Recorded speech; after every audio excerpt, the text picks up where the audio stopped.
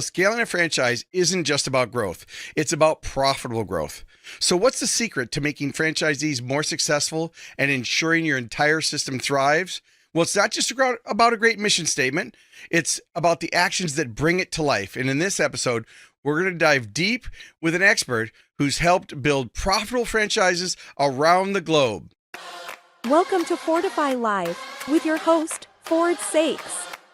Today, we're joined by Ryan Farris. He's the president, COO, and regional EVP of Fortidia. Now, he's a franchise leader with a deep understanding of what makes franchisees profitable, scalable, and successful. So, Ryan, welcome to Fortify Live. Yeah, thanks for having me. It's great to be on the show. Really looking forward to the day and sharing as much as we can for you and the audience. Well, tell me a little bit about as we get open, and we've got listeners right now that are private equity groups, we got franchisees, we got franchisors, we got industry people, and just plain old entrepreneurs that are looking for ways to accelerate growth. And we're live on Facebook and LinkedIn and YouTube and a few other places. But how did you get into franchising? How did you get drawn to this industry? Yeah, it's kind of an interesting story. I really wasn't familiar at all with franchising right up until 2015.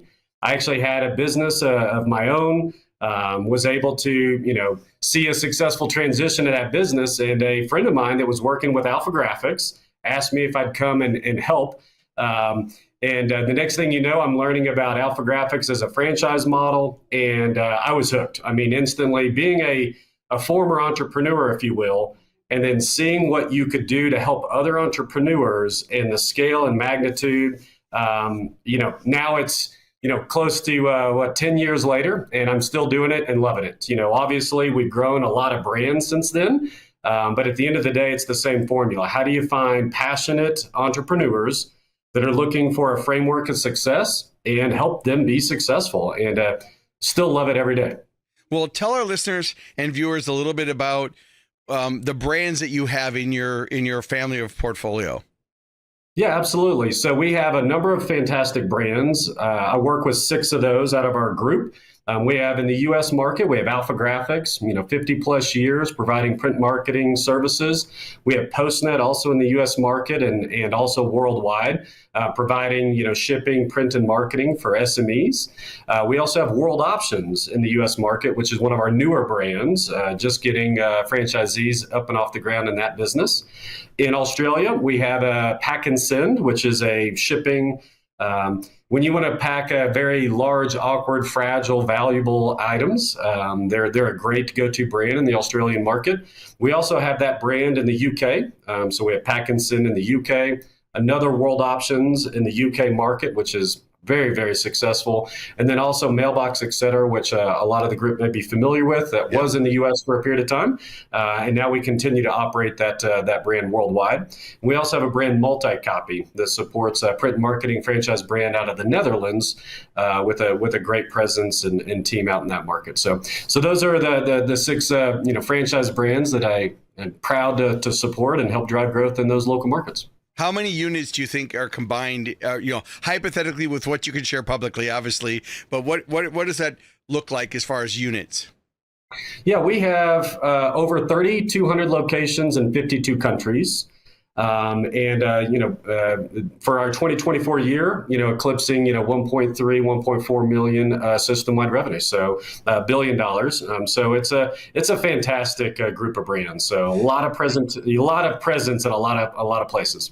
Well, I know probably almost 20 years ago, I was a customer and then I was opening keynote speaker for Postnet.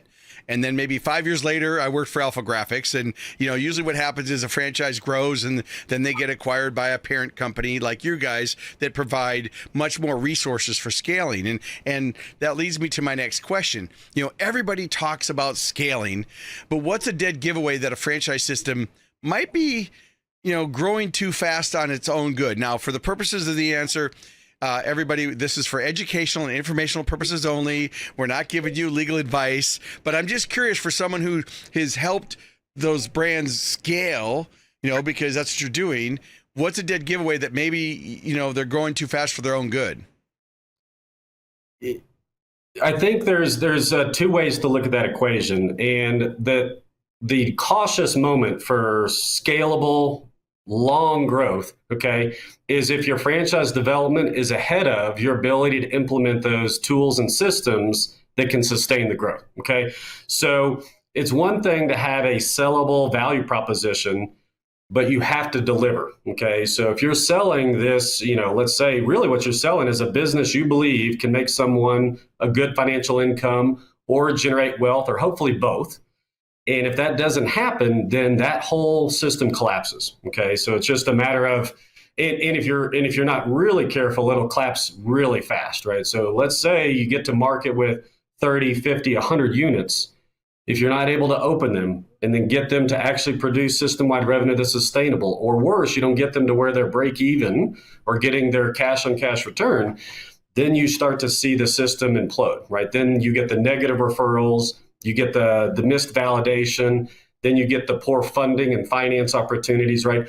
These are the death nails that can really sneak up on a franchise brand if you don't make sure you're staying really focused on the fundamentals of, am I making sure that this system works, right? And continuing to invest in the systems that will make it work. Make sense? Yeah, it makes perfect sense. I mean, one of the things I always talk, and I've been in franchising now for 34 years, and I spoke to, thousands of franchise brands and hundreds of thousands of franchisees. And, whenever I do the pre-event call with like you as an executive, I'll ask them what the top 3 challenges are. And it's always the same, right? They always tell me, we want our franchisees to follow the systems.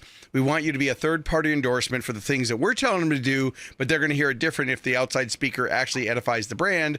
And we want them to take personal accountability for their own results. And then I mystery shop and ask the franchisees, what are some of the challenges you're facing? And the top performers are the ones that take personal accountability. They recognize that they're responsible for executing, building their centers of influence, grassroots marketing, building relationships in the community, and really working the system. And then I get the mid-tier ones that are complaining that maybe the national brand isn't doing enough from the national side. And then you get the bottom ones that are just professional victims. They just want to look to blame everybody else instead of taking responsibility. And whenever I work with those groups, whether I sit with the franchise advisory council or the marketing council, I always tell them, look, go find your top producers and tell their story and show those other franchisees that it's not about the territory. I mean, everybody always wants to look at that external thing. And I know there's increased competition, and I know there's a lot of them in your markets, especially, there's a lot of competition, but it's all about the customer experience and how you actually deliver the value, the quality of service. The reason I'm a customer of Alpha Graphics and PostNet, the reason I went to those companies is because they took care of me and provided a great result, but it was also because of the service factor involved. I recently spoke for another franchise brand. I won't name their name, but I was talking to their CEO, and then I was on the pre-event call with a couple of their franchisees that they wanted me to talk to. And one guy was kind of complaining that, hey, this corporation needs to do more to drive business.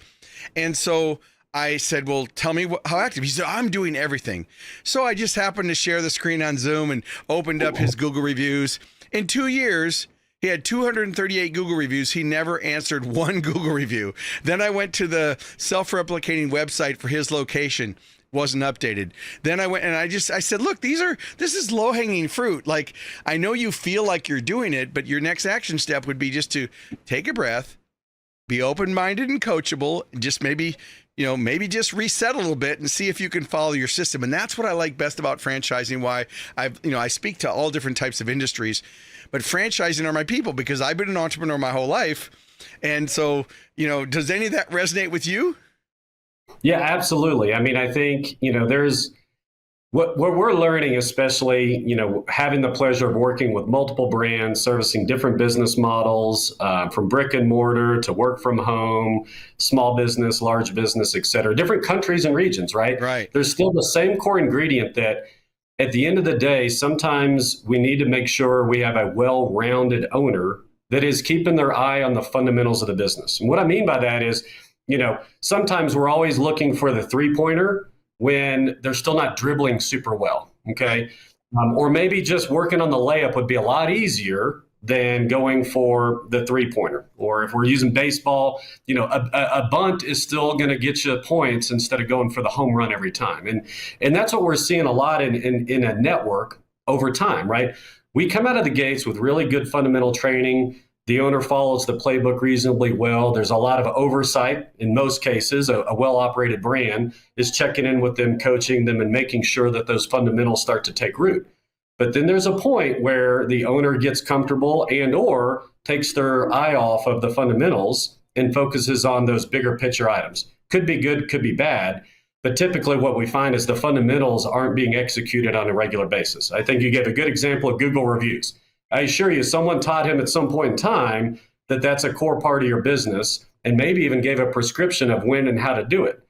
And then he's put his eye on other areas of the business. And so we've kind of taken an approach that we now call the Wheel of Excellence, where we have a way to look at and identify, are you doing the core fundamentals continuously, regularly, the right way, so that your business can grow, right? Because if you keep having to go backwards, you can't go forwards. And so I think that's a really good franchising fundamental, is do you have the right fundamentals, and do you reshore them up on a regular basis so that, we're right in the middle of a lot of good sports seasons, basketball notably, but, they're going to spend a lot of time on the court practicing fundamentals, way more than they're practicing the special shot. Make sense? It does. And, you mentioned the Wheel of Excellence, and, one of the things that, we talked about was just following your systems, right? And when people come to me, I run a digital agency too called Prime Concepts Group. So I do done for you services, but I mainly brought in as a strategic advisor to help the franchisees grow. And then the franchisor hires me because they want to sell more franchises, and I help them with their welcome kit and their onboarding and their learning management systems and things. And I always tell them, more isn't always better. It's what do you want to start doing, stop doing, and continue doing. And it's better to do a few of the fundamentals, like you just mentioned, consistently, than trying to juggle a bunch of plates that you're dropping all the plates and you're not really or you're missing all the balls. It's an analogy. So it's more about, our listeners here, and the audio from this does become the Business Growth Show podcast. So whether they're watching live right now or they're listening to the podcast, it really is going back and taking a look at your company, your organization, whether you're a franchisee or just a regular, entrepreneur or a business, and looking at what's the 80-20? What is the 20% of the activities you're doing that are getting you 80% of your results? Or what marketing are you doing that you can score on a scale of 1 to 10? And I like to tell people, Ryan, to do it into 3 categories, right? There's create, there's borrow, and there's buy. They're creating it by building relationships in the community and social media that they have allowed. Every brand's different with what they can do on social media, but how are they telling the before and after stories, the wins and things like that they can share in the community? So they create it. They borrow it by looking at who else reaches the same prospect they do. So in your brands, there's a lot of businesses that could refer them into that. Have they built relationships with those centers of influence? And then, of course, they're buying it.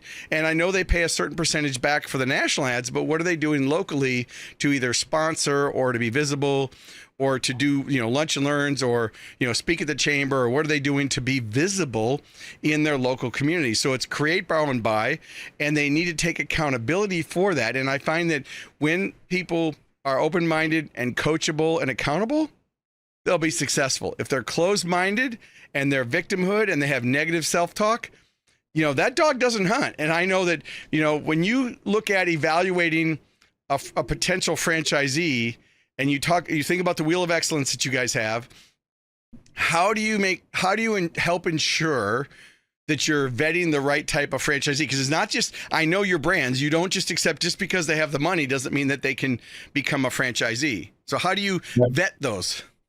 Yeah, absolutely. Money's certainly a criteria, but it is not the one that determines if you have the right DNA in the business. Okay. So we want someone that's entrepreneurial minded, but is also willing to be coached. Okay. Yep. That's as simple as I can say is we call it, we're the guardrails, okay, to keep you safe and from going off the cliff.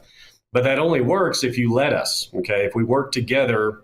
And that requires really honest two-way communication. Okay.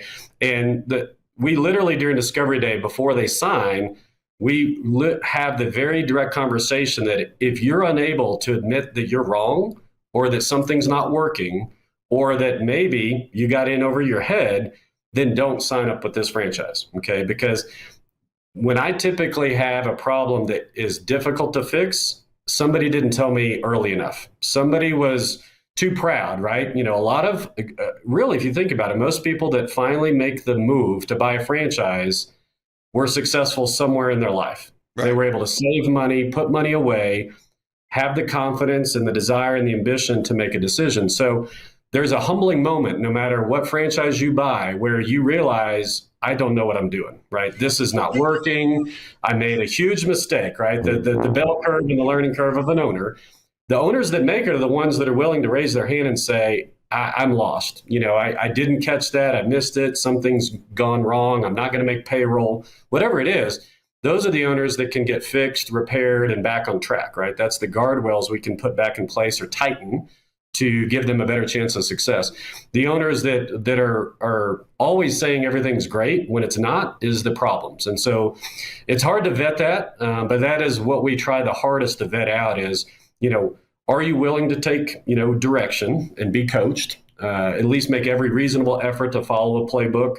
And are you willing to admit when it's not working, including if it's our own playbook? And that's that's the dual side of this equation that I think is beholden of a good franchisor is you can't defend every program to the T, right? There are plenty of times when our program needs to be modified, needs to be ratified, needs to be adjusted, maybe for that local market, maybe for that situation, or maybe for the whole network. So two-way listening is a critical aspect to success. Well, that's why you and your team have been so successful, because you do have those feedback loops. You have opportunities, and you've been successful enough to know when is it someone who's projecting instead of taking responsibility, and when do they really have a real idea. I think over me, I've had 18 companies, 3 were in 8 figures, and I've been a franchisee and a franchisor. And as I've worked in this business long enough, the more I've learned, Ryan, the more I know I don't know, right? I think in my 20s, I thought I really knew a lot. And maybe in my teens, I thought I knew everything. In my 20s, I was pretty smart. In my 30s, I started to be a little bit more humbled. And by 40s and 50s, I was very humbled, because you learn and you get wiser, or you either learn or you don't. You become a professional victim, right? And so I had to learn along the way that I know I don't know what I don't know. And the scariest people to me are the ones who think they know everything, but they don't know what they don't know, and they want to tell you how much they know. And I'm like, great, I'm glad you're smart, but we've got this system, especially in franchising. They've already made all the mistakes, so you don't have to. So work the system, and if something really isn't working, then talk to your franchise coach or your brand, your corporation, but make sure you're really putting forth the effort. I mean, Ryan, I did some sales training for one of the brands, and it was actually for business development for their franchise brand. It was a private equity group. I won't name the name because you would know the company. They've got 4,700 units across the United States, very popular in fast food, QSR, fast casual dining. And so I was working with their salespeople, and one guy said, well, I've tried everything and everybody says no. And I said, okay, specifically, how many calls did you make? Well, I called everybody. I said, no, I want to know if you had a stopwatch and you started it every time you made a call and you stopped it when you were done at the end of a week, how much time would be on that stopwatch? And he says, about 5 minutes. I said, yeah, so I understand that you feel like you're doing everything you can, but in reality, there's more you can do. And I always tell people it's a shift in consciousness. Sometimes it's imposter syndrome. Sometimes they just don't feel confident. And I'm like, look, all your products are great. And even in your company, all the brands you just mentioned, the products are great, but what makes it is that helping people, that sense of service. And when franchisees shift their mind from selling to helping, then they end up not having that fear, and they're able to go out and reach more people because they're just trying to help. I don't know what you guys have done. What's one of the other things on your wheel of excellence that you don't mind sharing publicly? Because again, this is private. What on that wheel of excellence is one area that maybe shocked the franchisees or that has made the biggest impact? And listen, we're very open with the Wheel of Excellence. I even shared it at IFA and gave a class on it. So okay, well, I just want to be very respectful. Whenever I have full disclosure, when I get these guests on the show, they don't know what I'm going to ask. So I just want to be very, very careful that I'm not, asking something that they don't want to tell. So okay, so give me some about the Wheel of Excellence. I'll connect the two, okay? Because you said some really relevant bits of information, and I'll just reframe them. And one is, our most successful franchisees do 2 key things really well, okay? They understand what they're good at, and what they need to leverage other people for. As an example, if they're not a good salesperson and that business really does need it, they're willing to hire, train, and empower that sales professional. Okay. And so that is really the key to the ultimate success, combined with I maximize my local community. The whole reason I picked the franchise model is I still want to be an entrepreneur and I still want to bring my value to my employees, my customers, my community, whoever you're servicing. There's got to be a tinge of that says, I really connect with this location because they have made that an attribute of the business model, right? They've added their culture in with the corporate culture to create a very powerful business proposition. So when we look at the Wheel of Excellence and we look at 4 key areas, right? So marketing, sales, operations, and finance. Every business has them, okay? It doesn't matter what the model is. And not every owner can be the best at all 4. So what is the minimum criteria in each quadrant? How do we know if it's doing well or not? And then how do we solve it, okay? Is it another resource? Is it a partner? Is it an employee? But at the end of the day, when I look at, and I think you could do this in any franchise model, you look at the top 20%, you'll find that they have the right people in each of those spots. Okay, it could be one person covering 2, sales and marketing is an example, one person covering the other, operations and finance, kind of a typical, bifurcation. But nonetheless, it's very rare I see a scalable, growing business that one person is still doing all 4. Okay, so there's a maturity and a self-awareness that occurs where they recognize this is what I'm good at and this is what I need to let someone else be good at. So that management, delegation, letting go is an amazing attribute for the highly, highly successful franchisees. We've just put in a better framework through the Wheel of Excellence to help monitor, measure, train, and coach in each of those areas, right? And we do it in the most basic way to the most advanced, right? Because in our model, there's 3 kind of paths of a franchise owner. There's the owner operator where they're cash flow thin and they're doing everything and they have to. Then there's the owner manager where they finally start to build some competencies and teammates and start, managing them, and they have to learn how to be a manager. Then there's the owner CEO where he's got a large enough organization where he really can step away from the business and he can't operate, but he's put in significant systems, people, and processes to do that. So those 3 stages take kind of 3 different ways to look at those, let's say Wheel of Excellence components and understand how to monitor and measure them so that you can scale fast, right? Why wait 10 years to break the $1 million system-wide revenue number when if you do the right systems, people, and processes, you could do it in 3 to 5 years, right? So that's our ambition, right? Executing is always in the day-to-day, but it's good to have a framework and I think a structure in any business, okay? At the end of the day, these are business owners. Are we giving them the ability to be good business owners? And then make sure they execute our model extremely well so that we have satisfied customers out in every market. Yeah, I think the Wheel of Excellence is great. I have a version in my book, Accelerate for Franchisees. It's the ultimate guide for franchisees to maximize local marketing and boost sales. And in it, in like chapter 2, I talk about how you have to know what your strengths are and you want to hire your weakness. So basically, it's what you just said, right? And it doesn't mean you're hiring it and you're outsourcing it without oversight. It just means you need to know where your core competency was. So for me, I was always the entrepreneur, and my bucket on the Wheel of Excellence was marketing and sales. I was always real strong in those 2 areas.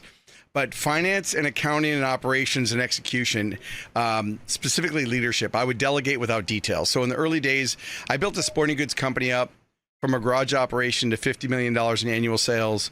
Not bad from a kid from the projects with a 9th grade education. I built the sporting goods up and invented products that people could Google, and some people already own that are on this episode and are on listening to the show.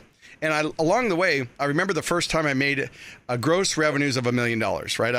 I went to my controller and I was all excited. I'm like, I'm a millionaire. And she said, hold on there, Skippy.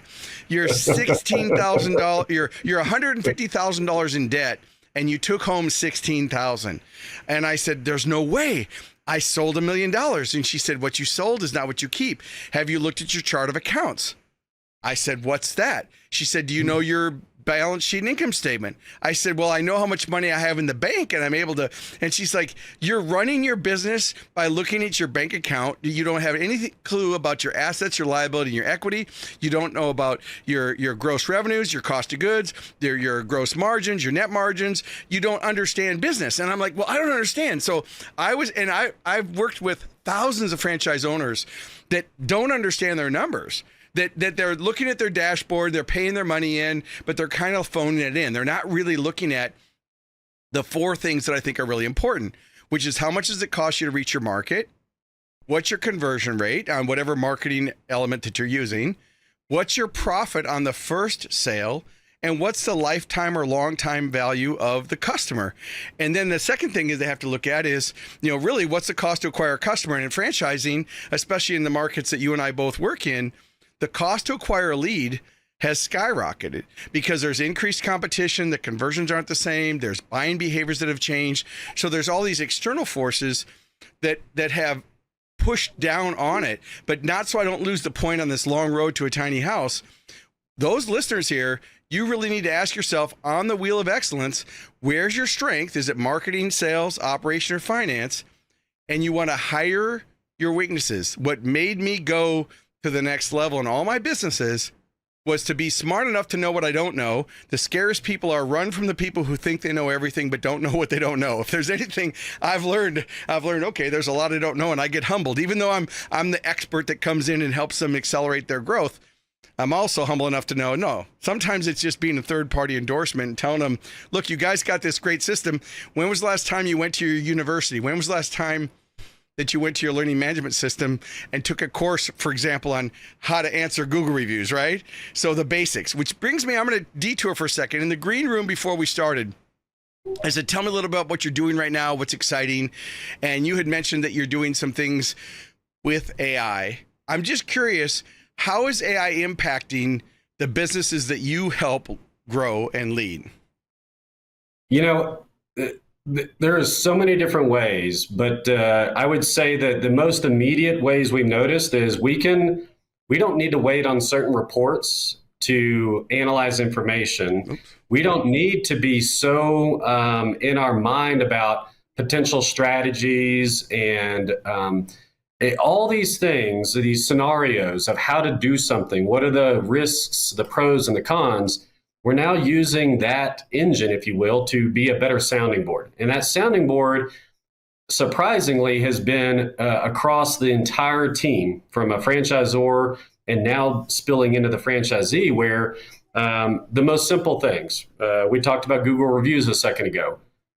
You could literally load them in and say, how best can I respond to this Google review? You don't have to go back into your LMS and re-review the video, or call your marketing associate, ask what to say, or call the help desk, or worse, wing it and type something out that may not actually improve the situation, right? Because there are ways to defend your service, and there's also ways to apologize, and both of those have, potentially positive or negative outcomes, right? And so now we have an amazing tool that can begin to, simplify everybody's life. Okay.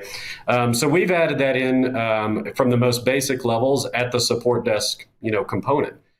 It can now consume all of our training manuals, all of our how-tos, all of our best practices, all of those things, what's worked and what hasn't, and give that franchisee an immediate response to, have you considered these options?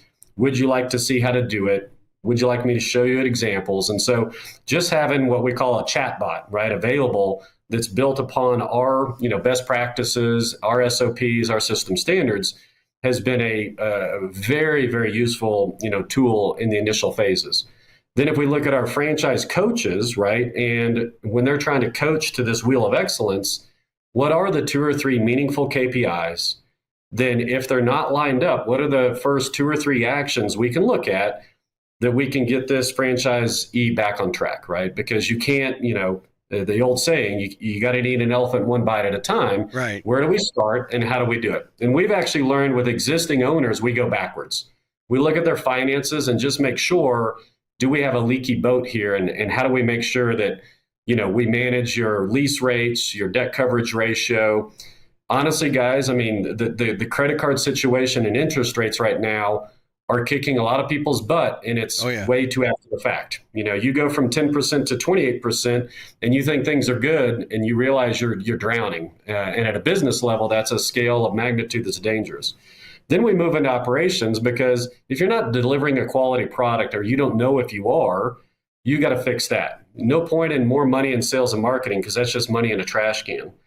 Then we get into, are you even greeting people properly? Are you answering the phone properly? And how many owners I've had tell me their marketing's not working when we do a secret shop and they're failing. They're not handling the leads they're getting. Therefore, again, you're just throwing money in the trash. Then when those things are at least fundamentally sound and you've got the basics working, now we can start putting money into that sales and marketing engine where, okay, now we can increase your spend or increase your presence, and now we're converting. And I think those fundamentals are essential to a successful business model. And you've grown several, as you've noted, but I guarantee you at the gut of it, there was an execution component that took that idea and made it real, right? And helping our owners execute, I think, is really what a franchisor is there for. Is we know what the great idea is, otherwise we wouldn't have had a franchise model to begin with, but the details and execution. Are you really taking care of that customer every single day the same way? And are you able to monitor and manage that? And if you are, I think you'll find more often than not, you'll have a successful model and a flywheel that generates, a growing franchise system. Yeah, 100%. I know it's all about execution. I mean, that's, if anybody who's ever listened to the Entrepreneur Operating System, or EOS, right? There's the visionary, and then there's the execute person who executes and does the actual work, right? Integrator, that was the word I was looking for. The integrator. You got the visionary and the integrator. And so to me, I've hired really great integrators to actually execute on what I'm doing. And so when I work with franchisees, they're the integrator. They have to make sure that they look at their wheel of excellence. Where's their weak spot?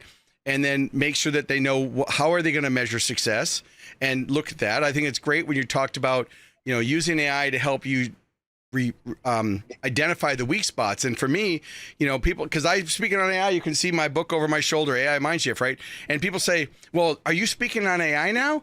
I'm like, no, I don't care about technology unless it's going to help me make better decisions, increase my influence, or improve productivity and performance. And there are things in your customer journey where AI, it makes sense. And then there are places where, all the marketing in the world won't overcome a bad experience, right? So you can follow everything in your system, but if you're not taking care of the customers, or, making sure that you're shining the light on the heroes, you'll fail. And I've seen that happen. I mean, I have a Jeep Rubicon. I got done speaking. I spoke, I was opening keynote for Authority Brands. They had 14 brands. It's a great event, 3,000 people. And I left and I had all these great photos, and I got to the airport and my Jeep didn't start. I have a 4xe, one of the hybrid Jeeps. It wouldn't start. So I called roadside assistance. A long story short, the dealer that I was going to take it to, by roadside assistance, was closer than my dealer. I wanted it to go to my dealer. So I called my dealer and said, hey, if I use roadside assistance, they can't bring it to you. Do you want the business? He said, yeah, we'll call, we'll pick it up. So they came, picked it up. I got the bill, went home, looked at my bill, which is sitting right here on my desk. I won't pick it up. And it had a $70 tow charge on it. And so I called up and I said to the Mike, I said to the service manager, I said, hey, you said that if I brought it here. He said, yeah, but your car, it needed a battery, so it wasn't really a warranty repair. So therefore we charged you the $70. He says, look, it's not about the $70. I don't care about the $70, but you told me that you would pay for the tow if I brought the car to you, or I could have just taken it to Eddie's Toyota. So we had this big thing, and now I've posted on social media, which I'm very rare to do, by the way, because of my business. I want to be hired again. I never would talk badly about a group, but it just made me think. I was about ready to go spend 80 grand on a Ram Rebel 1500 truck that I looked at while I was there. I was going to trade in my Jeep. That would have been an $80,000 purchase, and they lost that because of the BS over the $70. And so it's interesting. I know that has nothing to do with franchising your brand, but look at me. Here I am on an episode talking about it. And what people don't realize is if they get a negative review on Google, responding, yes, it blows air into it. But if you respond professionally with, hey, that's not what we meant to do, or whatever the issue was within brand standards, of course, we're happy to solve it. Then at least someone looking at that can look at it and go, oh, they care, right? They don't need to know the situation, and nobody needs to argue online and air our dirty laundry. But I just think that, you got marketing, sales, and then you got to take care of the customers, right? Yeah, and to kind of connect it back to the AI piece of it, there's so much information, and I think this is where being an owner entrepreneur, you drown sometimes. You have all these things you could do and all these things you want to do, but you only have so much time in the day. And we see AI as that enabling tool. So I'll take that example. We put AI onto our inbound calls. Every inbound call is recorded and automatically analyzed by AI, and the owner gets a report by person that answered the phone. And did they greet them properly? And it gives it a score. Did they ask good questions? Did they set a follow-up? Just basic signals, okay?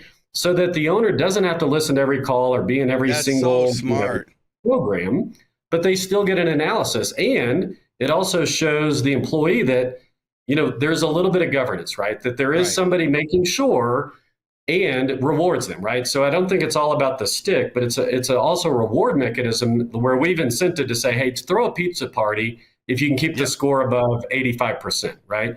Do ABC, XYZ. And we've moved the whole network, almost 30% just by putting in, good training, good monitoring, and then good coaching of the manager, where we gave him how much time back in a week, where he wasn't probably going to be able to do it anyway. But now in 15 minutes, he can sit down with the team, coach them on the misses and the hits, give accolades where he needs to, and then each week back to the dribbling. Now they're dribbling consistently, they're practicing well. And that is where I think AI is an enabling technology that if you use it well, you're just giving time back to people, right? 100%. Same with like estimate follow-up, where, I can immediately use AI to do appointment setting, right? Automatically log it into your calendar, even call and text the customer ahead of time saying that the appointment's coming up. Simple use of AI, but also give those summaries back to owners. And so that's where we're seeing a tremendous, opportunity of what I would say enabling use of AI, where before you had to write these complex algorithms and programs and monitor them. Now it really is a self-learning, self-healing system. It's really, really amazing. Yeah, I think that the speed to answer a lead is one of the most important things, especially like, for example, with Authority Brands, they've got 14 home services brands, trade services brands, and home services brands. And so their biggest thing was cost to respond to a lead, right? They're losing it. And so I looked at their metrics and I showed them ways that they could, do that, because I said, look, if someone's got a leaky, like Benjamin Franklin Plumbing, if they've got a leaky pipe, they're going to Google and looking for plumbers. And if they fill out the form, or if I'm looking for printing and I see Alpha Graphics and won't name the other companies, right? If I'm looking at different lists, then I'm going to go to who responds the quickest, right? And that's one of the things that I think is great about AI. I actually am a strategic partner in a company called Replay.sale, full disclosure for the episode here. And what they do is they do AI conversational coaching for customer service and salespeople, so that when a company hires a salesperson, they can create the scenario on the role play, and that person has to do, quote, so many dials into the AI, and then in the AI, coaches them and sends them the management back on how well did they use the person's name? Did they use benefit language? Were they probing for the economic pain? All the things that you need to do in sales, instead of, so it's basically ramping them up to speed. And I think that what you've just mentioned and what I've said here, for those of you listening, that, the biggest fear about AI isn't adapting it too soon. It's waiting too long and falling behind. And unfortunately, so many people think, oh, I'm using ChatGPT because it writes a 600-word blog post or some silly thing. They're not really looking at our world is changing, and human connection, especially in the brands that you guys have, is what's going to give the competitive edge, where they're using AI strategically for the areas that make sense. It's not a replacement for the human connection. Exactly. And I think if we really boil down the common element of franchising, it is where people can add value, right? It is not a .com business where they're never going to interact with a person.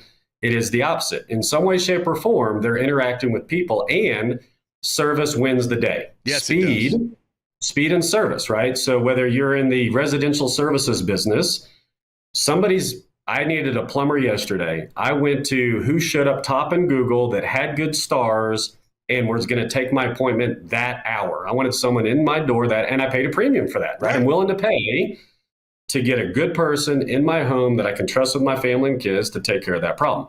And that goes across all the brands. And it's funny you say it, but it also applies to franchise development. When you're trying to bring new owners into your network, people don't typically look for their next job during business hours, right? When your team is awake and answering the phone. So we've actually put AI in place to, automatically let them self-serve information, video, content, and even speak to an AI, sales qualifier is what we call it, right?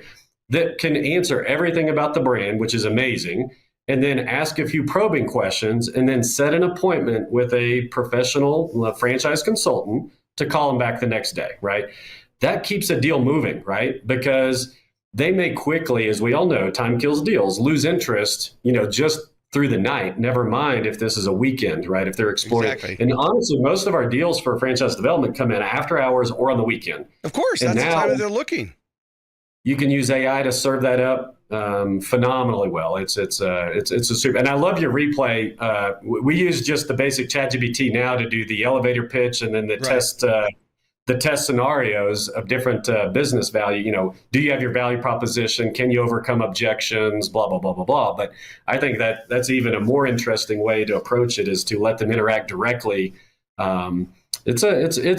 It's come a long ways. It's a fantastic tool to help the franchise model. Yeah, and the sad thing, the scary thing is it's accelerating so quickly. When I first came up with the book AI Mindshift, my buddies were like, why are you putting a book on AI when it changes every 24 hours? And I said, look, my book is about the shift in the mindset of how they look at it. Don't get seduced by the technology or the tool, whether it's ChatGPT or Claude or Perplexity or one of the other million, Copilot and Gemini and all the other millions of ones that are out there and all the derivatives of that, right? There's no shortage, but it's getting so much smarter. And I always tell people, think about all the books you've read and what's your recall, right? If you've read 1,000 books, you only have 1% recall, but AI has read everything and it has 100% recall.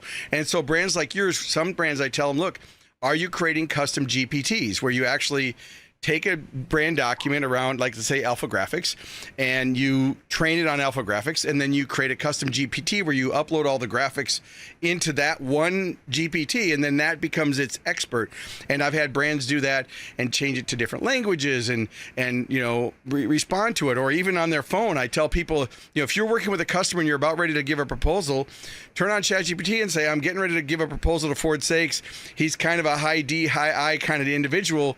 What would I say to him to help him understand the value of it? Because it's never about price. And, when anybody thinks about price, it's never price, it's value. It's always value. And I always tell people, don't reveal price before value. If someone asks a price question, they're not really asking a price question. They're asking a value question. If they say, well, how much is it to become a Alpha Graphics franchisee? That's not really what they're asking. But the skilled salespeople know the difference, but other beginners sometimes make the mistakes. Would you agree?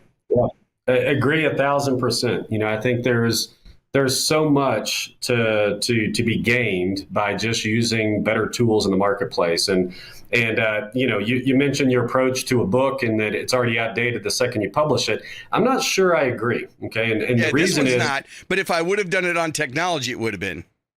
Well, even in that scope, if we think about, I mentioned before, I'm running, 6 brands now, all different founder, operator, et cetera, 2 years to 55 years in different countries. And it is amazing the fear that it's too big, okay, that it's too much to tackle, it's too overwhelming, I need hundreds of thousands or $500,000 to even entertain it. So therefore, I just don't engage, right? And so I've had to break it down into kind of 3 streams of thought, okay? And the most basic is utilitarian, right?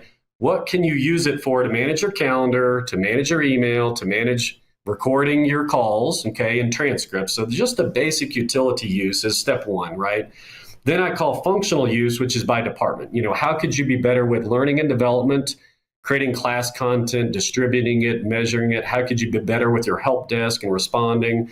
right? So those are functional and they're very easy, right? These are things where almost the medium paid version of $30 a month can get you a long ways, right? Right. And then you get into the strategic work stream where, okay, now we want true sales enablement, where we are going to work on some type of LLM model, or we're going to get a little bit more, we're going to have to plan for 18 to 36 months, but honestly, I don't see people's mind capable of perceiving work stream 3 until they've started on work streams 1 and 2. Does that make 100%. Sense? So, and I've seen, I mean, we were at the IFA again, and a conversation that I thought was more than a year old is still resonating because so few people have stuck their toe in the water that they're missing, the longer term value, right? So I'm with you that get started sooner than later, and even if you did what we were doing a year ago, it's still probably super meaningful for your business. Well, thank you so much, Ryan, for joining this episode. Any final thoughts? No, Ford, I appreciate the chance to come on the show. Happy to engage with any of your partners out there, so they can track me down on LinkedIn or through the Fortidia.com. And if not, we'll see you again at the next IFA or franchise event. Well, thank you so much for tuning in to Fortify Live, where we're all about accelerating your business growth. Until next time, keep innovating, keep growing, and keep fortifying your success. Thank you for tuning in to Fortify Live.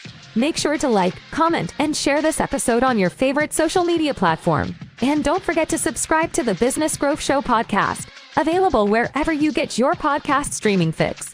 We air weekly at 11 a.m. Central Time. So until next week, keep pushing the boundaries and never stop growing.